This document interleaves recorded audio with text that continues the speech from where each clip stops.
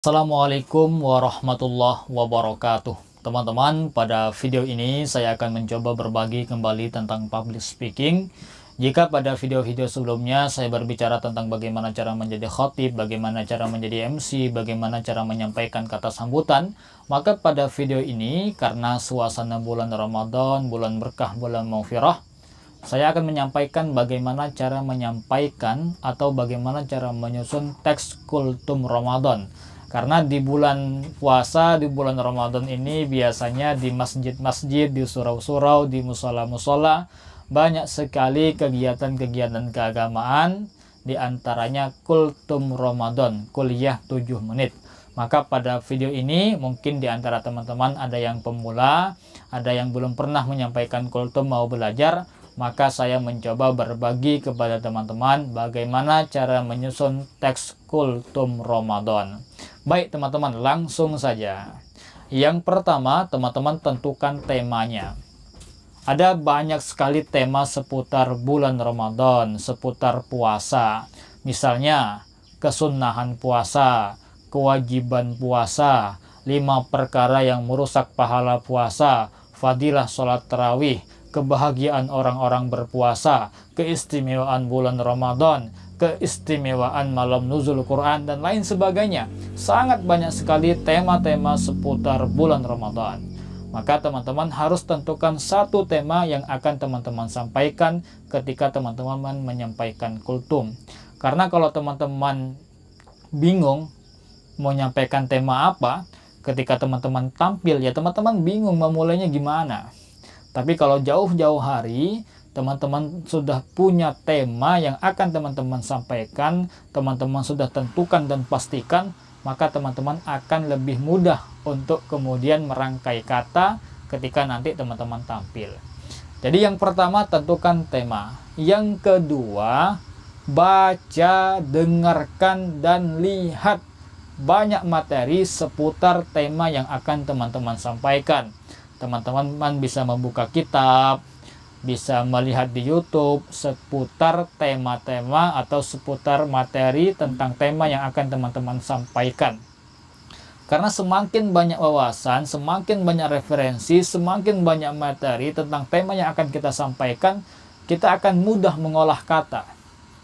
Kita akan mudah merangkai kata, sehingga tidak kehabisan kata, tidak kehabisan kalimat, tidak kehabisan pembicaraan ketika sedang menyampaikan kultum. Yang ketiga, susun kerangka. Susun kerangka inilah yang terpenting menurut saya. Karena mau sebanyak apapun materi yang teman-teman miliki, referensi, kitab, buku yang teman-teman baca, tetapi teman-teman tidak mampu menyusun kerangkanya, tidak mampu menyusun poin-poinnya, nanti di panggung teman-teman bingung. Oke lah, mungkin 1 menit pertama, 2 menit pertama teman-teman lancar. Setelah itu bingung mau ngomong apa lagi ya. Nah, cara mengatasinya adalah nyusun kerangka, susun poin-poin, agar kemudian ketika kerangka pertama selesai, lanjut kerangka kedua. Poin kedua selesai, lanjut poin ketiga. Nah, bagaimana caranya? Seperti ini teman-teman. Untuk kultum Ramadan, seperti public speaking yang lain, ada 3 bagian inti. Bagian pertama, pembukaan. Bagian kedua, isi. Bagian ketiga, penutup. Nah, untuk bagian pembukaan dan bagian penutup tidak saya bahas dalam video ini, tapi sedikit saya contohkan. Dan ini teman-teman sebenarnya nggak perlu teori ya. Ya, teman-teman hafalkan aja untuk pembukaan dan penutup. Ini hampir sama sebenarnya. Teman-teman tinggal kemudian cari di internet banyak seputar bagaimana penutup dan pembuka kultum Ramadan. Contohnya misalnya seperti ini. Assalamualaikum warahmatullahi wabarakatuh. Bersyukur kepada Allah dengan ucapan Alhamdulillah. Bersolawat kepada baginda Nabi dengan ucapan Allahumma salli ala Sayyidina Muhammad wa ala ali Sayyidina Muhammad. Para hadirin jamaah salat tarawih Masjid Nurul Muslimin yang insya Allah dirahmati oleh Allah Subhanahu wa Ta'ala. Pada kesempatan yang berbahagia ini, Saya ucapkan terima kasih yang sebesar-besarnya kepada Bapak MC atau pembawa acara yang telah memberikan saya kesempatan untuk menyampaikan kultum Ramadan kuliah 7 menit. Kalau kultum kuliah 7 menit. Kalau kulmas kuliah 15 menit. Ini cuman kultum 7 menit aja. Tema yang akan saya sampaikan pada malam hari ini adalah tentang 5 perkara yang merusak pahala puasa. Para hadirin yang berbahagia, itu contoh singkatnya teman-teman. Kalau mau teman-teman buat panjang tidak masalah. Misalnya, Assalamualaikum warahmatullahi wabarakatuh. Alhamdulillah. Alhamdulillahilladzi anzalal Qur'an hudal linnasi wa bayyinatin minal huda wal furqan. Allahumma salli ala sayyidina Muhammad wa ala ali sayyidina Muhammad. Faqala Allah Ta'ala fil Qur'anil Karim, A'udzu billahi minasy syaithanir rajim. Bismillahirrahmanirrahim. Ya ayyuhalladzina amanu kutiba alaikumussyam kama kutiba 'alal ladzina min qablikum la'allakum tattaqun.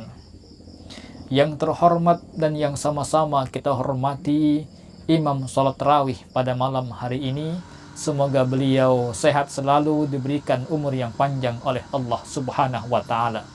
Dan yang saya hormati bapak-bapak, ibu-ibu, jamaah salat tarawih Masjid Nurul Mustafa yang insya Allah dirahmati oleh Allah Subhanahu wa Ta'ala.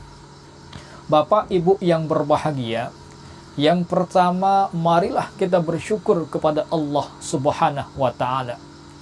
Karena pada hari yang mulia, di tempat yang mulia, dan insya Allah kita pun sekarang bersama-sama orang yang mulia. Kita tadi telah bisa melangkahkan kaki, mengayunkan tangan, menggerakkan badan, hadir di tempat ini. Ini agak sedikit salah kata dari teman-teman, tapi kurang lebih seperti itu. Dan ini teman-teman bisa cari di internet seputar contoh-contoh pembukaan pidato. Nah, untuk penutup pun seperti itu, teman-teman bisa cari di internet. Nah, yang sekarang akan kita bahas adalah isinya. Nah, bagaimana cara menyampaikan isinya gitu kan? Karena ada banyak contoh di internet, tetapi ketika teman-teman kemudian mau sampaikan, teman-teman bingung. Karena kalau kita mengandalkan hafalan, ketika di panggung, hafalan tuh bisa lupa, bisa hilang, bisa tak berbekas. Maka perlu kita susun kerangkanya. Baik. Jadi seperti ini teman-teman, cara menyusun atau cara merangkai isi kultum Ramadan. Tadi kita anggap untuk pembukaan 1 menit, penutup 1 menit. Berarti untuk isi ada 5 menit. Nah, bagaimana kemudian 5 menit ini kita lancar ngomongnya, mampu kita susun kerangka bicara dengan bagus? Maka poin pertama atau kerangka pertama, teman-teman sampaikan dalil tentang tema yang akan teman-teman sampaikan. Misalnya kali ini kita pilih tema tentang 5 perkara yang merusak pahala puasa. Maka poin pertama, sampaikan dalil. Yang kedua, penjelasan dalil. Yang ketiga, contoh-contohnya. Yang keempat, kesimpulan atau ajakan atau nasihat tentang tema tadi. Nah, ada 4 poin ini. 4 poin ini cukup saya rasa kalau cuma 5 menit ya. Jadi poin pertama, sampaikan dalilnya. Yang kedua, jelaskan dalilnya. Yang ketiga, contoh-contohnya. Dan yang keempat, penutup atau apa istilahnya itu, ajakannya. Oke, baik. Contohnya nih, poin pertama menyampaikan dalil. Para hadirin yang berbahagia, ada sebuah hadis dalam kitab Bidayatul Hidayah, karangan Imam Ghazali. Bunyinya, khamsun yuftirna shaim, al-kadibu, wal-ghibatu, wan-namimatu, wal-yaminul kadibah, wan-nazaru bisyahwah. Ada 5 perkara yang merusak pahala puasa. Yang pertama, berbohong, berdusta. Yang kedua, ghibah, membicarakan aib orang lain. Yang ketiga, adu domba. Yang keempat, sumpah palsu. Dan yang kelima, melihat dengan syahwat. Nah, sudah selesai. Poin pertama menyampaikan dalilnya. Yang kedua, jelaskan dalilnya. Para hadirin yang berbahagia, khamsun yuftirna shaim. Ini oleh ulama tidak dimaknani perkara yang membatalkan puasa, tetapi perkara yang merusak puasa. Kalau perkara yang membatalkan puasa dijelaskan dalam kitab Matan Al-Ghayatu wat Takrib ada 10. Walladzi yuftiru bihi shaim asaratu asya. Ma wasala amdan ilal jawfi awir raksi. Terus wal huknatu fi ahadis sabilaini. Yang keempat, wal inzalu anil mubasyarah. Yang kelima dan seterusnya. Nah, ada 10 perkara yang merusak pahala puasa. Pokoknya teman-teman jelaskan isi dalilnya. Bagaimana kemudian kita bisa menjelaskan? Ya, kita banyak baca seputar dalil yang akan kita sampaikan. Cari hadis-hadis lain, cari dalil-dalil lain, cari perkataan-perkataan ulama, cari kata-kata hikmah seputar dalil itu. Jadi teman-teman tidak kehabisan kata. Yang ketiga contohnya atau rincian dari tiap 5 tadi. Tadi kan yang pertama yang merusak pahala puasa itu apa? Berbohong. Maka teman-teman jelaskan satu persatu. Para hadirin yang berbahagia, yang pertama tadi yang merusak pahala puasa adalah berbohong. Nabi Muhammad SAW bersabda, "Man lam yada' qaula zur wal 'amala bih, falaysa lillahi hajatun ay yada'a ta'amah wa syarabah." Barang siapa yang tidak meninggalkan zur, perkataan jelek, perkataan bohong, perkataan dusta, dan mengamalkannya, maka Allah tidak membutuhkan akan ia tinggalkan dari makan dan minumnya. Nah, berbohong pada zaman ini, para hadirin, tidak hanya dengan perkataan, tidak hanya dengan omongan, tidak hanya dengan ucapan. Kita bisa berbohong dengan jempol. Buka aplikasi WhatsApp, buka aplikasi Facebook, aplikasi Twitter. Ada berita yang belum benar kebenarannya, ada berita yang belum jelas faktanya, ada berita yang belum mantap kevalitannya. Kita share, kita sebarkan. Itu bisa dusta jadinya. Bukan hanya sekadar dusta, bisa menyebarkan kedustaan. Bukan hanya sekadar bohong, tapi menyebarkan kebohongan. Maka hati-hatilah dengan jempol Anda. Nah, itu teman-teman. Itu baru kebohongan toh. Belum ghibahnya, belum sumpah palsunya, belum adu dombanya, belum an-nazaru bisyahwahnya. Wan-nazaru bisyahwah, melihat dengan syahwat. Oh, zaman sekarang para hadirin yang berbahagia, tengok kita YouTube. Yang kita ketik ceramah bulan Ramadan. Iklannya cewek bergoyang. Nah, karena iklannya cewek bergoyang, tertarik pula nak tengok cewek yang lain. Nah, kalau kita tengok dengan syahwat, bisa mengurangi pahala puasa kita. Maka andaikan ada iklan, langsung di skip. Ada iklan bergoyang-goyang, langsung di skip. Bagus nampak, tengoklah.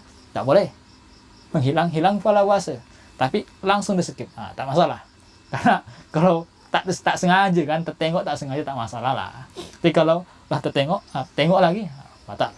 Bukan batal, hilang pahala puasanya. Nah, jadi gampang teman-teman. Jadi yang pertama tadi sampaikan dalil, jelaskan isi dalil, contoh-contohnya atau deskripsinya. Dan yang keempat ajakan.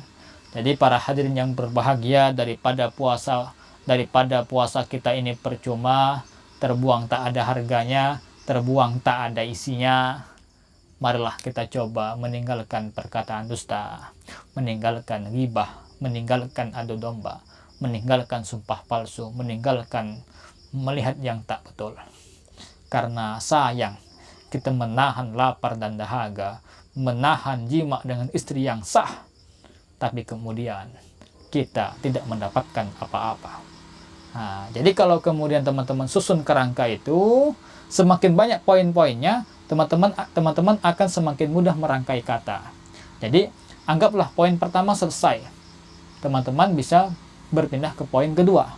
Poin kedua selesai, lah tak ada lagi yang mau disampaikan, pindah poin ketiga, dan seterusnya. Dan yang terakhir, tips dari saya adalah, kalau teman-teman ingin menyampaikan kultum Ramadan, teman-teman harus benar-benar pastikan materi yang teman-teman akan sampaikan, jangan sampai salah.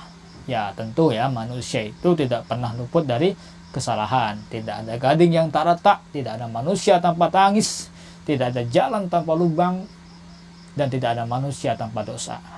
Tapi kita harus berusaha sebenar mungkin dalam menyampaikan isi materi Ramadan. Saya pun ya banyak salahnya. Dan yang terakhir, jangan terlalu pikirkan apa kata orang. Jangan terlalu pikirkan apa kata orang. Selama teman-teman yakin bahwa materi yang akan teman-teman sampaikan itu adalah sebuah kebenaran, adalah sebuah kebaikan, maka tetap sampaikan. Dan sampaikan dengan sebaik mungkin. Kalau kita menuruti apa kata orang, ya nggak akan pernah habis, nggak akan pernah selesai. Niat kita mau guyon, kata orang ceramah kok main-main. Niat kita serius, biar materi tersampaikan dengan baik. Wah, kata orang ceramah kok garing. Niat kita ingin sampaikan dalil. Wah, kakean dalil, sok gaya. Niat kita tidak ingin menyampaikan dalil, lebih banyak penjelasan.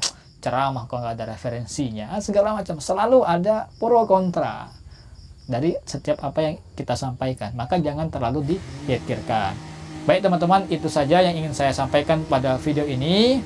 Saya mohon maaf andai kata ada salah, murni berbagi. Semoga bermanfaat. Wassalamualaikum warahmatullahi wabarakatuh.